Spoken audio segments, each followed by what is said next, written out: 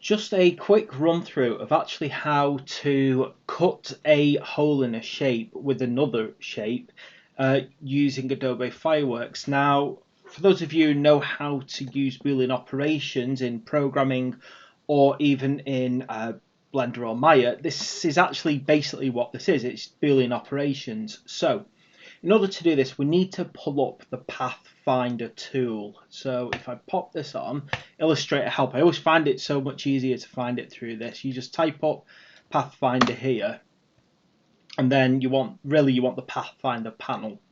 Up it pops, and then you've got a few options here about all the transforms and things, but really we're interested in this. So I'm going to show you a couple of these very, very quickly, but Unite is a very simple one. When you do Unite, so you'll grab one of these and you'll click on your next shape and you'll just click that, and you can see they've just joined the two together. The circle no longer exists, but the other ones do. Okay, the next one is where we actually start cutting holes, and it's the minus. So you have to click these in the right order, by the way. Otherwise, it's just not going to do what you expect. So basically, you start with the one that you want to cut, basically to use as the cutter, and then you click on the other one, and you can see here I've now got myself a hole, and you can see it's completely disappeared from my layers. I'm going to skip this one until the end, and I'm going to head across to this one here, the Exclude tool. So basically the idea is anything that's not overlapping. So if I were to do it here, you will see that it doesn't actually work very well because it's excluding any overlap. So it looks like a cutting tool that then gives the thing it's cutting into its own colour. It's not quite how it works. It's best if I just show you this by pulling this so it kind of borders and then clicking it. We've got this and then we've got this.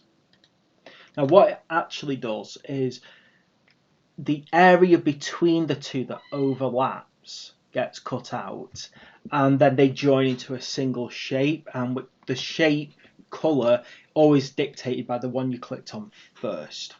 Okay, I'm going to undo that one so we can see this last part.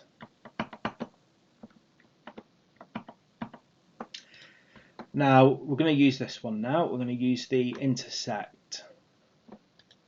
So we're going to click on both, and then we're going to hit intersect. And again, it looks like it's completely deleted the one behind. It's just not quite true. That again, just gonna pull this one out,